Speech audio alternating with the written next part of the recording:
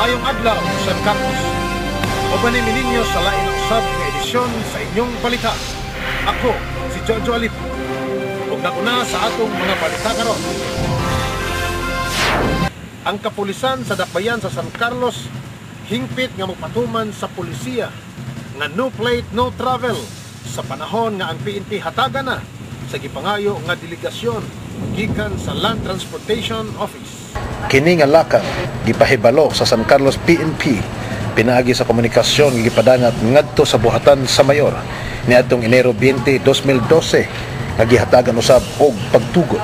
Si OIC Police Superintendent Harold Tuzon sa San Carlos PNP may pahibalo niini ngadto ni Mayor Gerardo Balmayo Jr. ug usab mihangyo nga kini ilakip sa lokal nga programa sa mga balita aron kini mapalapnag pag-ayo. Ang maong kalihukan may kalabutan sa kampanya sa kapulisan sa pagsugbo sa krimen ug alang usab sa kaluwasan sa katawhan kon Crime Prevention and Public Safety Campaign. Sa pakighinabi sa Dateline News Team uban kang Chief Tuzon ug Transportation Regulation Officer Rioben Tampos dito sa buhatan sa LTO sa San Carlos. Si Chief Tuzon mibutyag nga sila nagpaabot nga matugutan na ang ilang deputation sa sunod semana aron ilan nang ipatuman ang maong kampanya. We would like to inform the public that the San Carlos City Police Station, of course, headed by the Land Transportation Office of San Carlos, District of San Carlos, of course, dito si Sir Rioben Tampos. I'd like to inform the public that we will be implementing the no plate, no travel policy. Of course, this is an enforcement of Republic Act 4136. Actually, on the part of the San Carlos City Police Station, this is more of a crime prevention campaign. But in totality, this is implementation of Republic Act 4136, yung sa tinatawag natin na Land Transportation Code. Land Transportation and Traffic Code of the Philippines is, di ba? It's a law and we are after public safety. So, in coordination with the Office of the Land Transportation Office headed by Sir Tampos, we will be implementing, we are awaiting the deputation orders. We have requested for deputation orders from the LTO. And pag dumating yung deputation orders natin, as you have seen, nagpalabas na kami ng streamer of the advisory, diba? LTO, PNP advisory. We will be implementing Republic Act 4136. Ang balaod nga ilang gipasikaran mao ang Acta Republica 4136 kon ang Land Transportation and Traffic Code. Busa ang mga kapulisan magapunting sa pagsugbo sa krimen nga may kalabtanan sa maong kampanya. Sila usab magalantaw sa ubang mamahimong kalapasan sa trapiko sama sa paggamit og helmet, ilabi na gayod sa national highways, mga walay side mirrors, signal lights ug uban pa. Ganun po, ang isang we will be implementing sabi ko as a whole, the Republic Act 4136. Marami tayong violasyon dyan, di ba? Kung wala ka gani na side mirror, paano ka titingin pag kakaliwa ka dyan?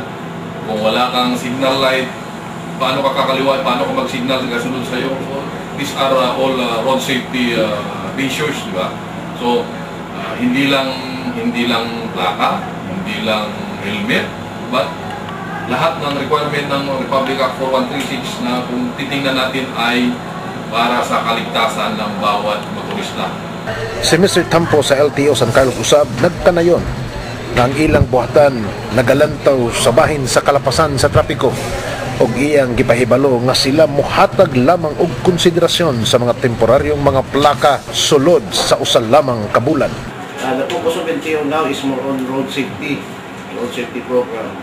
In coordination with Sir Tuzon, Chief of Police of San Carlos City PNP. Actually, the problem with regards to the plate, the issuance of plate, we have already requested the Central Office, LTO Central Office, for the immediate delivery of motorcycle plates because the volume of transactions of motorcycle, new motorcycle being registered in San Carlos City. We are issuing authority, to use improvised plate or temporary plate for every brand new motorcycle registered to this office. we will be implementing in coordination with PNP San Carlos City, the road safety program of LTO San Carlos.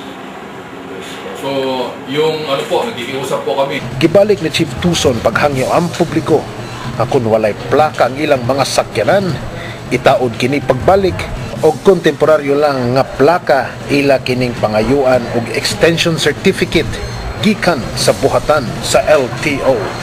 Together with the LTO and PNP doing the effort po to, nakikiusap po kami na yung mga motor na walang plaka, kung pwede po, ilagay natin yung plaka natin.